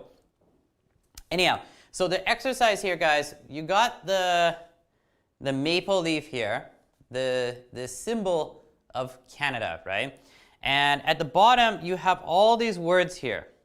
So we got things like snow, snowboarding, mountains, beaches, cities, bears, trees, whales, English, French, food, ice, bakeries, festivals, fun, moose, and native people. Oh, good. Good to see that you're doing well as well, Gian. Now, you need to think, when you think of Canada, what words do you associate with Canada? What words would you guys put in here? Now, just as an example, I'm going to choose some of the vocabulary that I associate with Canada. So when I think of Canada, like I do think of snow. I also think of mountains. And for me, I also think of things like bears and native people, because my hometown is far up north and there's a lot of native people in my hometown. Besides that, yeah, I also think about ice. I do associate ice with Canada as well. For me, I wouldn't write down English. Gian, what's mean moose? Good question. A moose is an animal, right? A moose is like an elk or a deer, but it's much bigger and it has big, big antlers. Now, if you want to see a moose, Gian, go into your wallet and find some coins. So if you can find usually a quarter, yes. So if you find a quarter, you can see a moose on the quarter, right? It's this animal. And actually, moose are very, very large animals. They're really, really huge, right? So that is a moose. When I think of Canada, I also think of moose. Yes, that's actually a good one. I should have written that down. Moose. And, now for you guys might associate the English language with moose. Or sorry, with Canada, not with moose. But for me, when I think of Canada, I also think of French, because about 20% of the people in Canada do speak French. Of course, they mostly live in Quebec. But yeah, for me, oh, trees. Yes, I also think of trees when I think of Canada. All right, guys, so for me, this is kind of good enough. These are the words that I associate with Canada. What I would like you guys to do is to fill in that maple leaf with the words that you associate with Canada, and then I would like you guys to write the words down in the comments. Like, what words do you associate with Canada? So I'll give you guys a moment, and then I would like you guys to write out a list of words that you think about when you think of Canada. So I'll give you guys a couple, just a couple of minutes here.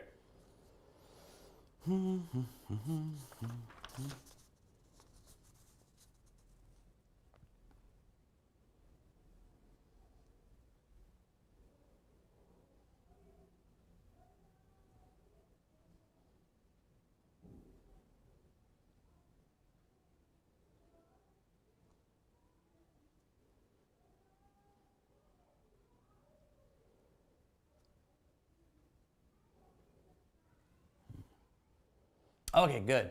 Sorry, I wasn't paying attention for a second. Yeah, Maria. So snow, mountain covering the, so yeah. I agree with you. Trees, bakeries, English, cold, and moose. Okay, pretty good. Oh, now Maria, just the second term you used, I want to rewrite that. Not mountain cover the snow, but I would write mountains covered with snow. Okay, but other than that, good one. All right, so Gian, think of mountains, beaches, bears, trees, English, and Native people. Okay, interesting terms. It's interesting neither one of you guys thought about French. Like for me, of course, as a native Canadian, thinking about French-speaking people in Canada is kind of a common thing. But I know for you guys, thinking about Canada as a foreign person or an outsider, yeah, you guys probably think of English, right? Okay, so that's good enough for this one here, guys. Let's move on to the back side. We actually have more vocabulary to take a look at, and the vocabulary here is quite a bit more difficult. So if you guys can take a look at the second activity, it says, what does it mean? Write the words from the article into the gaps. The paragraph numbers are given to help you. So what I think we should do here, guys, is let's take a look at the vocabulary together. Then I will give you guys some time to fill in the blanks. And also, like, next to the blank, it lists the paragraph where that word is located. That might also help you. But let's take a look at the vocab first. I think that would be more useful. So let me erase this here.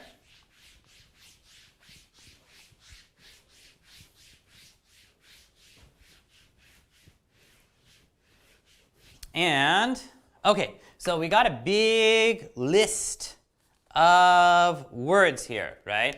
The first one we have is gravy. Now, Maria or Gian, do you guys know what gravy is? Gravy. Oh, whoops, I added an E. Now, actually, this black marker is not very good. I think I have to get a new one. Does anybody know gravy? Anybody? Gravy? Gravy is not something I like so much, but sometimes it's good. I think in Brazil, I don't think you guys use gravy in Korea, but maybe in Brazil. I'm not sure. But gravy is basically a meat sauce. And I'm going to write here, usually brown. So gravy is just, yes, yeah, Gian, you're right. Yeah, I think it's a sauce. It's just a sauce made from meat, like leftover grease or oil from cooking meat is mixed usually, I think, with flour, maybe cornstarch, and some salt. And then we turn it into this kind of sauce, and we call it gravy. If you guys had poutine, the kind of national dish of Canada, poutine is very simple, but it's French fries, gravy, and cheese, right? So gravy is not actually really an important word, but yeah, it's kind of a common sauce that you would see at a lot of Western restaurants. So there's gravy. Okay. If we're going left to right here, next one is cultures. You guys are okay. The one after cultures, of course, is province.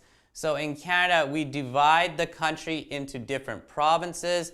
Of course, British Columbia is a province, right? Alberta is a province. Ontario is a province. Do you guys know any other provinces in Canada? Province. So our examples are, of course, BC, Alberta, Ontario. Ontario is like the biggest or most heavily populated province. Ontario. Do you guys know any other provinces in Canada? BC, Alberta, Ontario, but there's also something with an S, something with an M, something with a P, something with an N. Actually, sorry, there are 3 with an N, something with a Q. Where are the French-speaking people of Canada? What province are they in? Anybody? Of course, they are in a province that starts with a Q.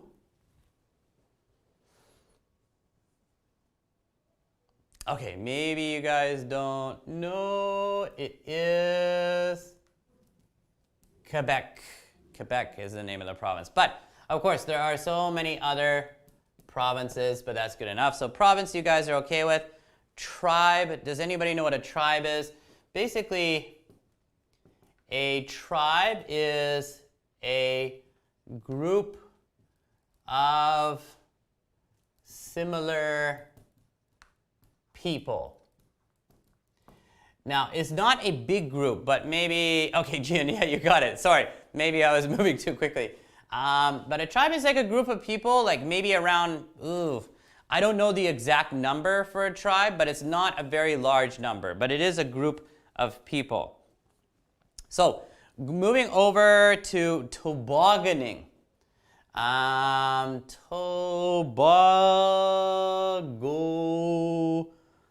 Tobogganing. Oh my God, okay, my marker is dying. I need another black marker or blue marker, but I need another marker.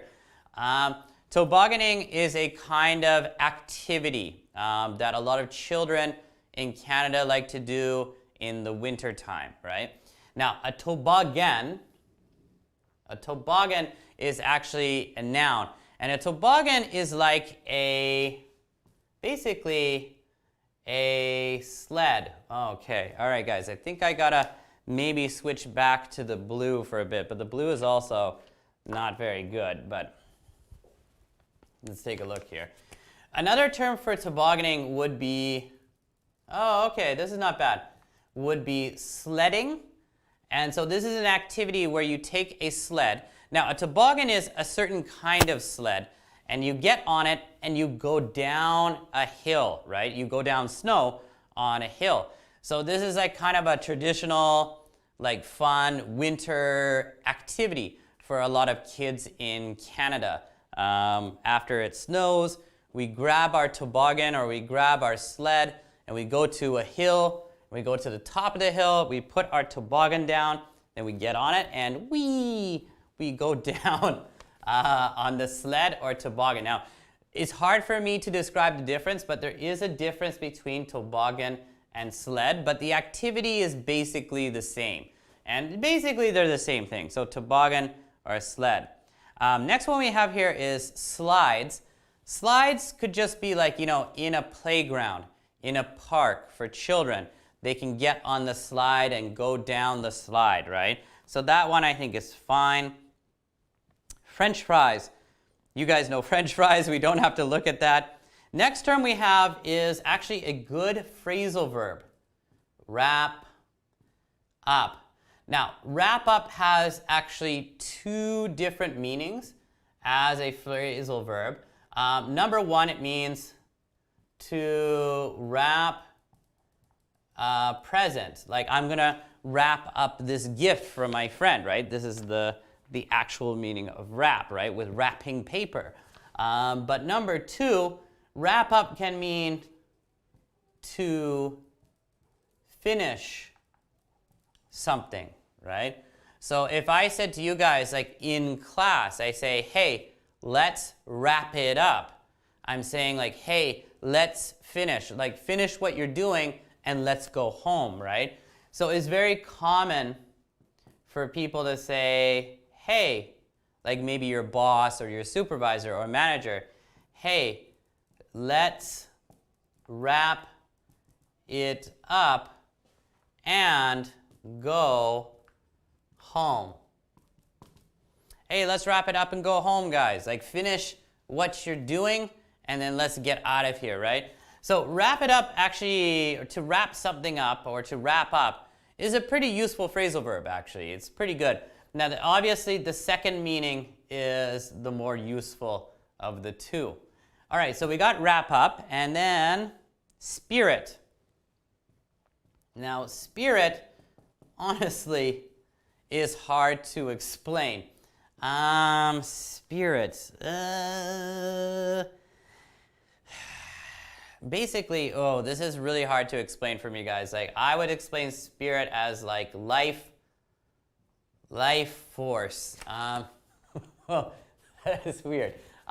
Your spirit, it is kind of an abstract idea. A spirit is not a physical thing, but we like to believe in, maybe especially if you are Christian, that everybody has a spirit inside of them, right? And when you die, your spirit will kind of like go to heaven if you have been a good person. Or unfortunately, maybe if you've been a bad person, maybe your spirit will unfortunately go to hell, right? But yeah, spirit, yeah, life force that exists inside you guys. I hope you guys can understand this one. Maybe we'll look at this one in more detail later on. But a sculpture or sculptures. Sculpture and sculptures are a form of art, right? I'm pretty sure you guys know what a sculpture is. Of course, in Brazil, Maria, you guys have the very famous sculpture in Rio de Janeiro, right? You guys have the sculpture of Jesus Christ. I believe you call it in English, Christ the Redeemer. And I think in Portuguese it's Cristo Rodento, the very famous sculpture of Jesus Christ on top of the mountain, I believe, in Brazil, or in Rio de Janeiro, Cristo Redento. We call Cristo Redento, we call that Christ the Redeemer. Cristo Redento, anyhow. Thank you. Yeah, Cristo Redentor. Oh, yeah. Cristo Redentor. Yeah, in English, I believe we call him the sculpture, Christ the Redeemer. But of course, in every country, there are many, many beautiful sculptures. I think, Maria, you've been to Italy, and I think you said you went to Rome. Of course, in Rome, in Italy, there's so many beautiful sculptures, right, of many different famous Roman people or people during the Renaissance and all that kind of stuff. Okay, all right, guys, two more terms, but just a second here. I'm just going to erase some of the stuff at the top. And we'll take a look at ancestors. Ancestors is a good one. Ancestor and ancestors for plural. Everybody has ancestors, of course. Your ancestors are the people, your relatives who came before you. So even like your parents, your grandparents, great-grandparents, great-great-grandparents, great-great-great-grandparents, blah, blah, blah, blah, blah. All those people who are connected to you through DNA from your past, we call them ancestors, right? So, for example, for me, my ancestors are mostly from Europe, right? My ancestors came from England and France and Spain and Scotland and Denmark, right? Those are the countries that my ancestors are from. A long time ago, about 250 years ago, my ancestors came to the United States. And then later, they came up to Canada and lived in Canada. And then, came to my parents and then to me. So these people are your ancestors. So basically, your great grandparents.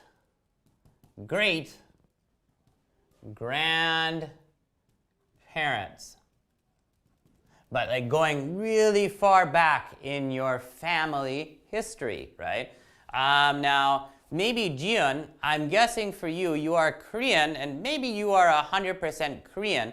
So probably your ancestors are all, from Korea, right? But maybe not, I don't know.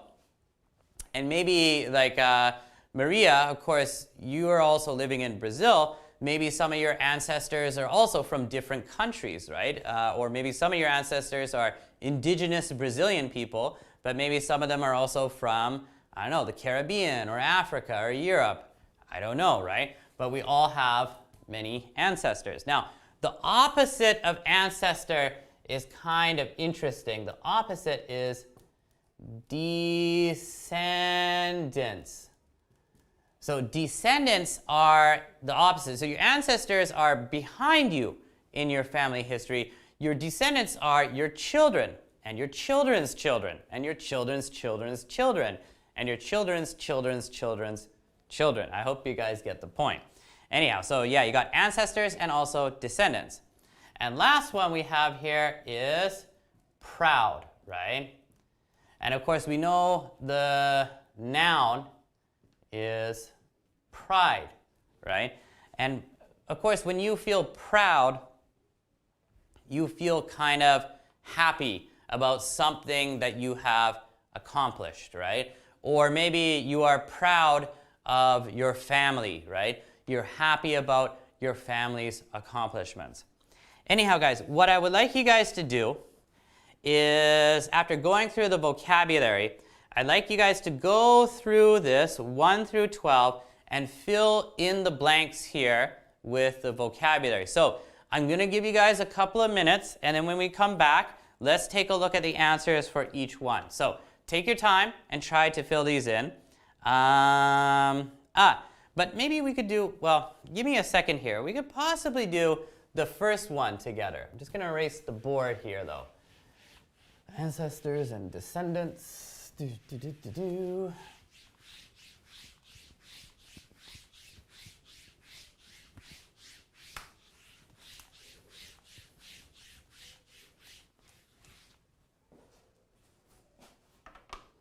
Okay, guys, so this is number 2.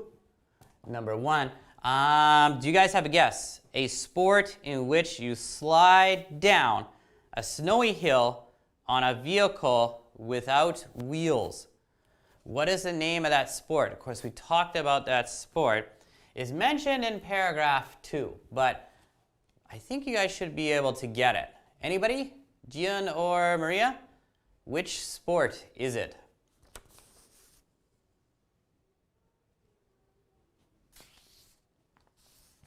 I'll give you guys a moment.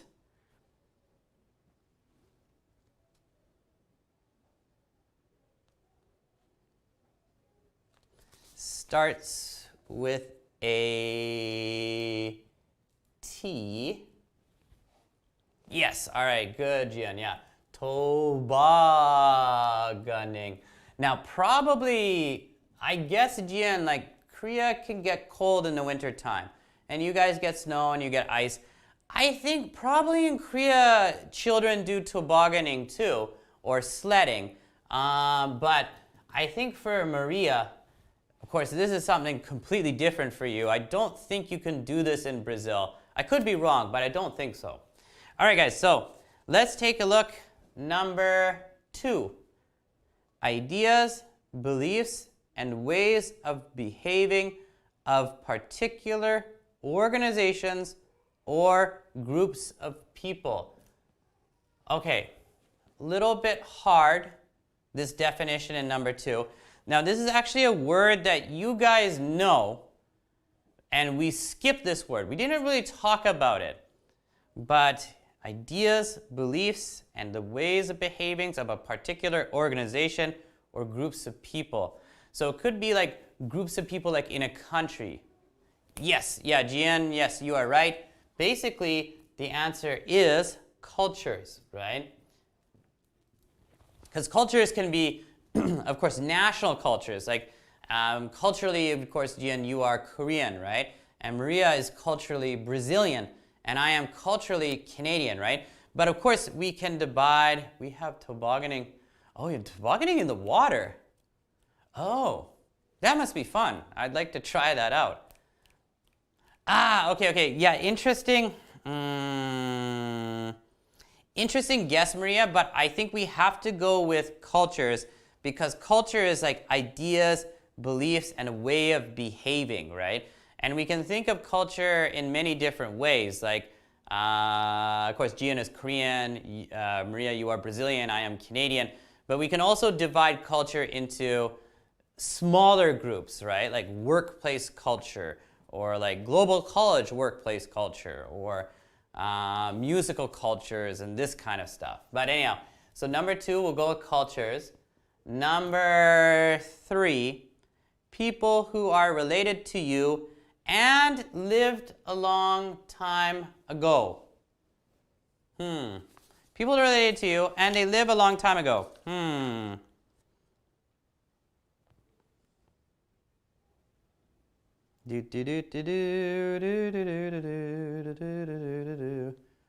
Anybody got an idea? People who are related to you. They share the same DNA as you, but they lived a long time ago. Yes. Good answer, Jian. Yeah, ancestors. Your ancestors are related to you, and they lived a long time ago. Okay, let's take a look at number 4. Feeling happy about people you are connected with. What is a word from that list we looked at that would basically mean like feeling happy? Feeling happy about people you are related with, right? Who, how, what is the feeling, right? What would be the correct adjective? All right, yeah, Maria, you got it. Good. So for number 4, feeling happy about people you are connected with, that would be, okay, I don't want to give you guys the answer. Anybody?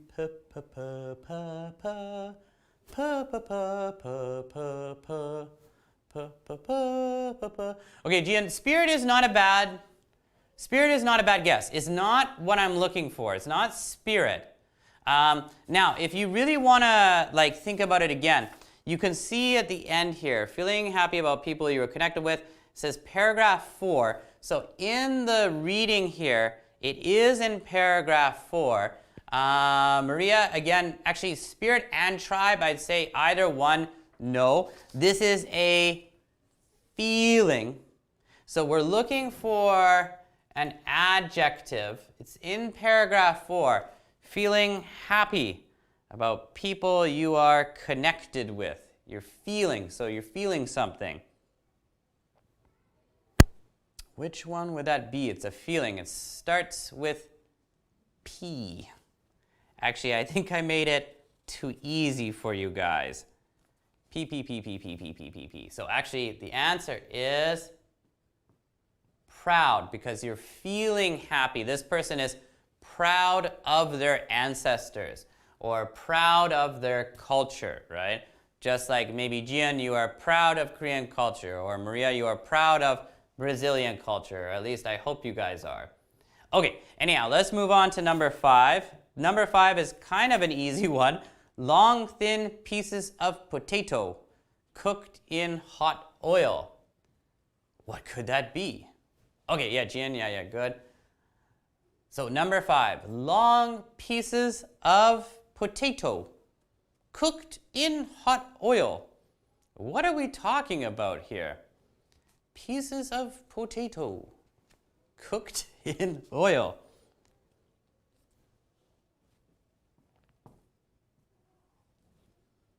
Yeah. Good, Maria. Of course, yeah, it's French fries, right? We all know French fries. Okay. So guys, let's take a look at number 6. This one should also be a little bit easy. A brown sauce made from the juices of cooked meat mixed with flour. The main thing here is sauce. So what do you guys think for number 6?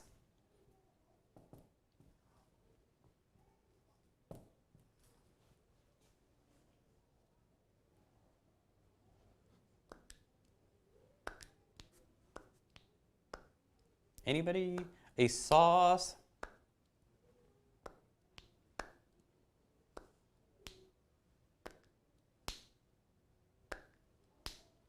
Number 9 is a little bit tough. Yeah. Yes, both of you guys are right. Good. It is gravy. Okay, good. So let's take a look at number 7, guys. Structures that children play on by climbing up steps and then coming down a slope on the other side. So they climb up steps and then they go down a slope. What is that? It is a something, but I'll give you guys a moment. So we got that one done, this one.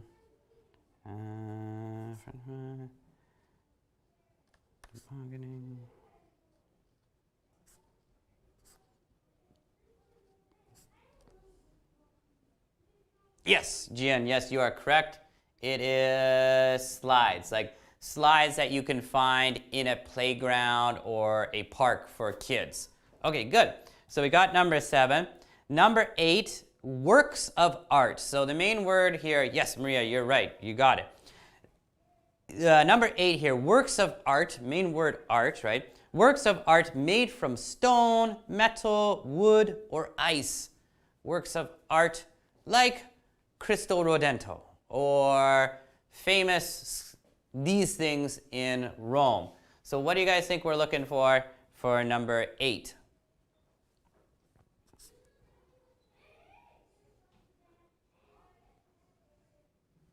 Yes, exactly. Sculptures. Good job, Jian. Sculptures. Okay, good.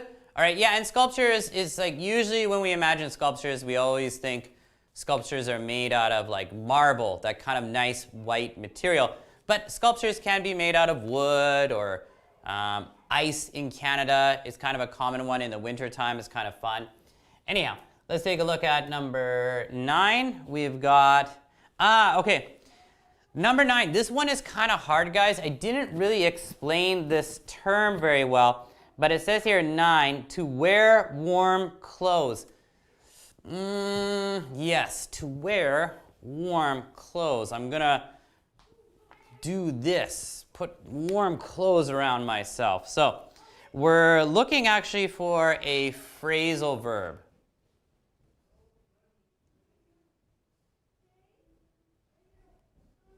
Any ideas, guys? Yeah, we're looking for a verb, phrasal verb.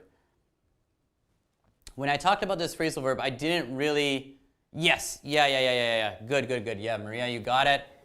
Wrap up. So I didn't really focus on that meaning of the phrasal verb. Like I was talking about using phrasal verb to say finish, which is the most common way to use it. But we can say to wrap up.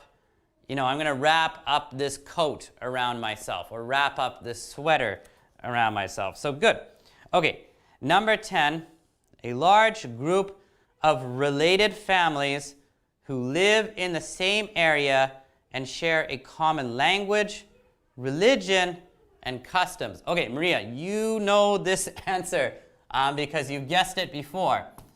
A large group of related families. So not just one family, but some related families, they speak the same language, they have the same religion, they have the same customs. These people are part of a certain group of people. What are they? They are any idea? Yes, awesome, good. Yes, that is our tribe. Okay guys, good, only 2 more. So, number 11, one of many areas Canada is divided into. Canada is divided into this. In the United States, America is divided into states, right? America has, oh wait, I can't remember how many. 50? America has 50 states, but Canada, we don't have states. We've got BC, we've got Alberta, we've got Ontario, Quebec, Saskatchewan, Manitoba, New Brunswick, Nova Scotia, Prince Edward Island, and I already mentioned Nova Scotia, Newfoundland. And then we also have 3 territories. But what am I looking for number 11? Yes, Gian, you got it. Of course, it is province. Okay, guys, and the last one, the part of a person that many people believe continues to exist after death. So after we die, this thing continues to exist and hopefully goes to heaven. Hopefully, please. I hope this thing of mine goes to heaven. So of course we're talking about something special.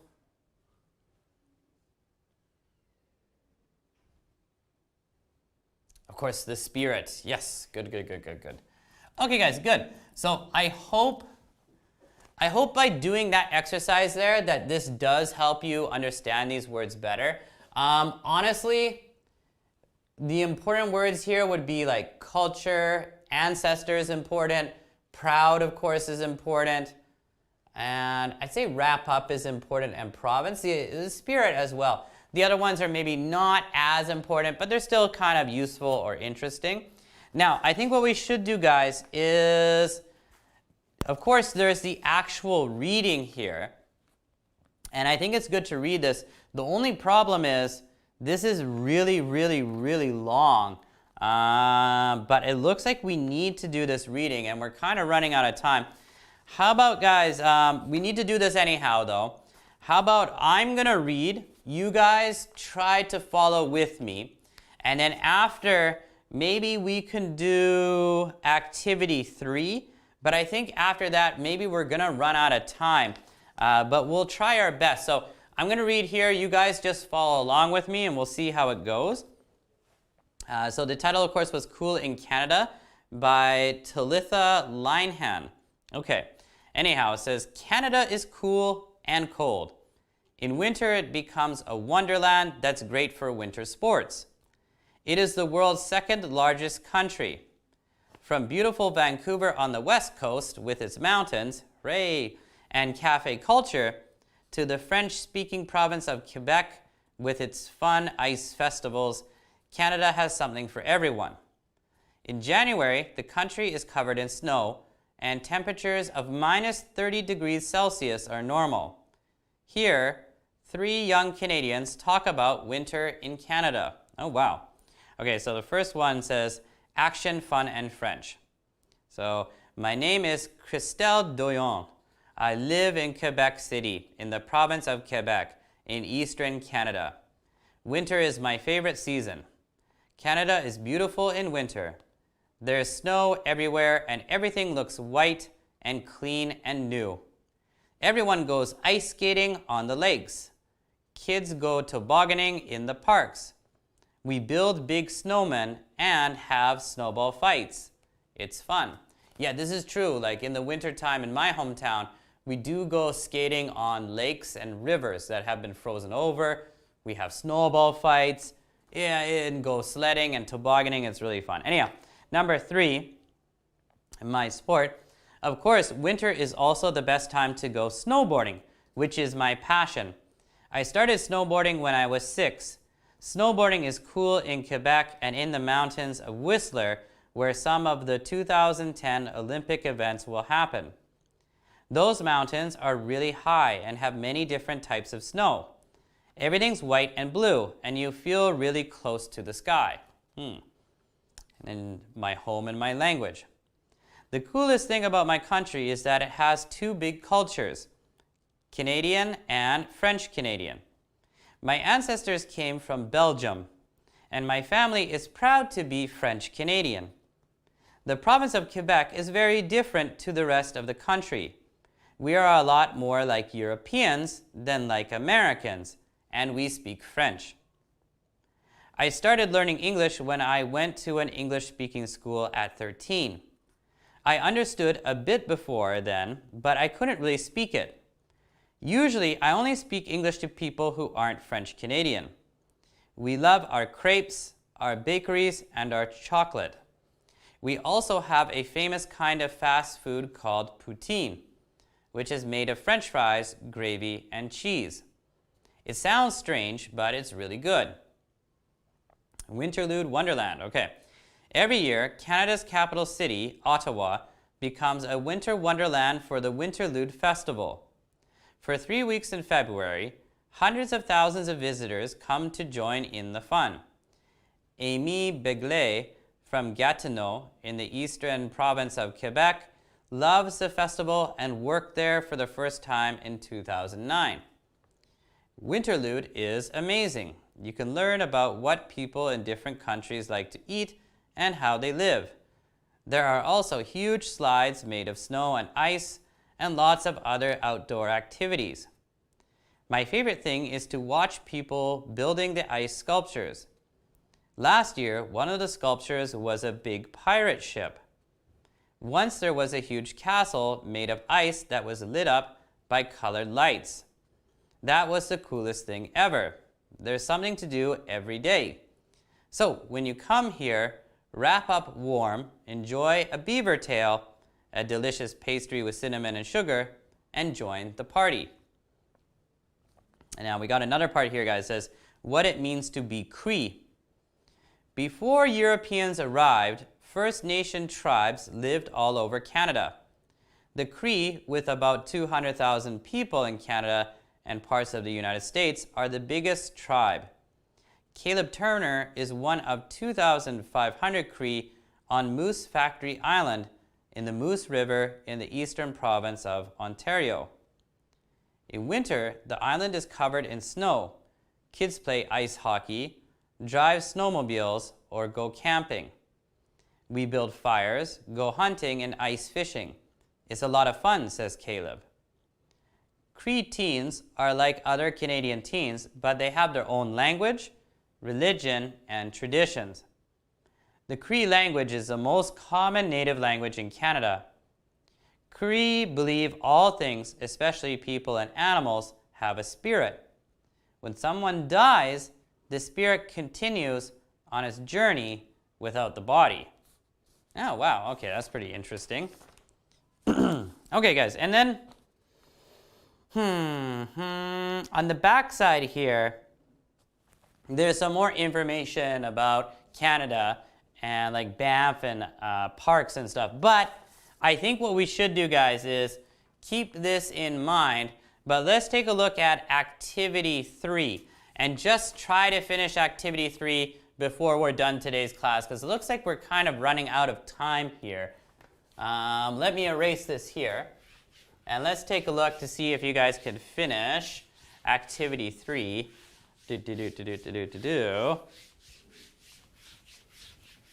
Okay. So guys, Activity 3, we're matching two halves of the sentences. And now I'm sorry about the reading, guys. I know there's probably a lot of vocabulary you guys have questions about, but let's just try to finish this one first. And then I think we'll stop for today.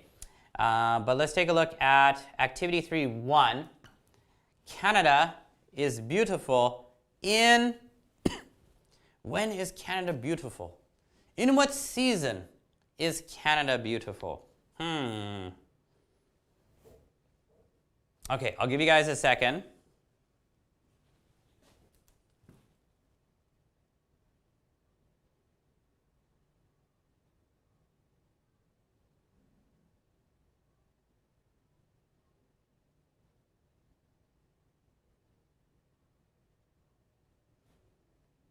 Oh, good. Yes, Maria.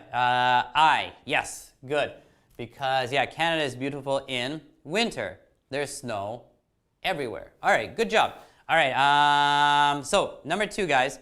Kids go tobogganing in the parks and ice skating on what? Where did they go ice skating?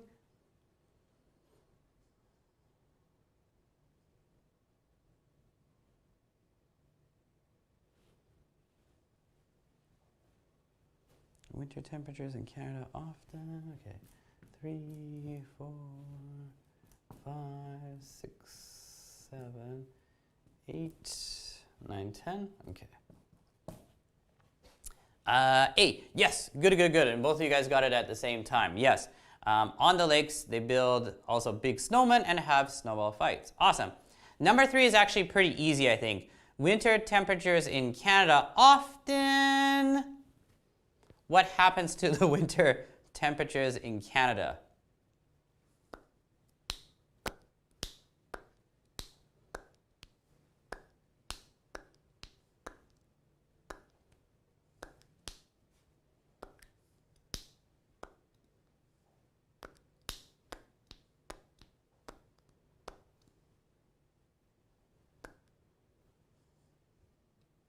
Oh, good. Yeah, you guys both got it. D, reach minus 30 degrees Celsius. But like I said, in my hometown, the coldest I ever felt was minus 44 degrees Celsius. Ugh, pretty cold. Anyhow, guys, number 4, people in Quebec. Oh, this one is pretty easy. People in Quebec do what? What do they do? All right, so I'll give you guys a second for number 4.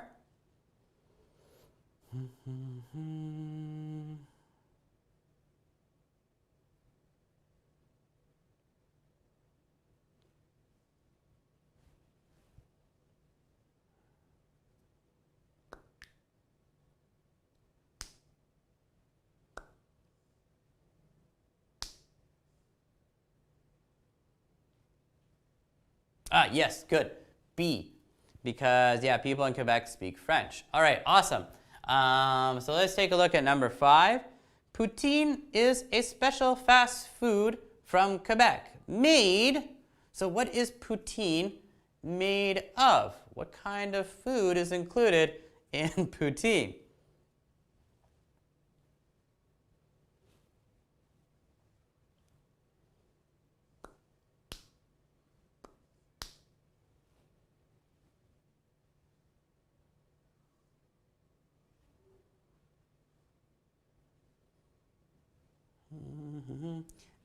All right, yeah, Maria, you got it. Because, yeah, poutine is made of cheese, gravy, and French fries. Okay, number 6 is a little bit tricky. The Winterlude Festival takes what?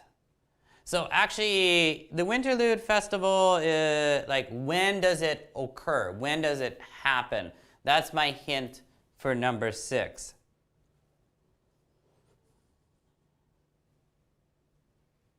Yeah. Oh, wow. Okay. Oh, yeah. You guys already got 5. That was F. So number 6. Yeah.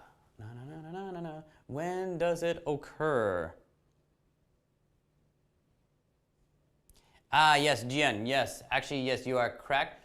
Because takes place means happens, basically, right? So the Winterlude Festival takes place, or the Winterlude Festival happens in February in Ottawa. So yes, you're correct. All right, guys, I'm gonna try to hurry up just a little bit here because my coworker is pushing me to, my coworker is a nice person, but yeah, we're gonna try to wrap this up really quick. So yeah, Gian and Maria, number 6 is C, takes place in February. Maria, question mark. So I think you guys just want to remember for number 6, takes place just kind of means like happens. Okay, but number 7, what do we got here? You can see amazing ice. You can see amazing ice what? Oh, Maria J. Yes, wow, okay, that was quick. Yes, Maria, you are correct. You can see amazing ice sculptures at the festival. Okay, good job. All right, number 8, guys. A beaver tail is a sweet what? What is a beaver tail? Number 8 is E? No. Yeah, okay, J. Yeah, okay, looks like we're behind a little bit here. Yeah, Gian, you're correct. Number 7 is J. Number 8 is not E. A beaver tail, beaver tail could mean 2 different things, right? There's the animal, the beaver, and a beaver has a tail, right? So beaver tail, the tail of the animal. But a beaver tail is also, yes, G. A beaver tail is also the name of a kind of treat or pastry. And a pastry has some cinnamon or some sugar on it or some different kind of sweet things. It's actually really good. It's not very common to see that pastry here in Vancouver. It's more of a special thing out in Quebec. But if you do see it in Vancouver, I highly recommend it. It's quite delicious. Okay, how about number 9 though? The Cree are a native Canadian what? They are a native Canadian what? A group of people. They're, whoops, I think I gave you the answer, but yeah, anyhow, that's my hint for number 9. The Cree people are a native Canadian kind of group of people. Yes, yeah. Tribe of people who live on Moose Factory Island. That's a really weird name for an island. Anyhow, guys, so of course, number 10, the Cree have their own E, language, religions, and customs. And good for them. All right, guys, so I'm really sorry this is something that we can't really complete in one 50-minute long class, but at least we got some of this done. A lot of the vocabulary here is interesting, and I also hope that you guys were able to learn something about Canada as well. All right, yes. Okay, so guys, yeah, but I think for today we're gonna end it about here. Now, of course, tomorrow, I believe it really depends. Hopefully Melanie will be feeling better tomorrow, but Maria, I think you might be right.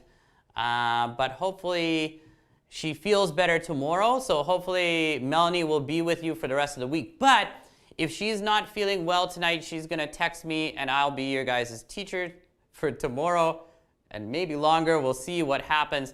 But I'm sure Melanie is all right. I do think that, Maria, you are probably right. But zip, I'm gonna be quiet. I'm not gonna talk about that anymore. All right, guys, but yeah, I hope you guys have a good day. I will see you guys maybe tomorrow, but we'll see what happens. All right, well, you guys have a good day. I'll see you later. Bye-bye.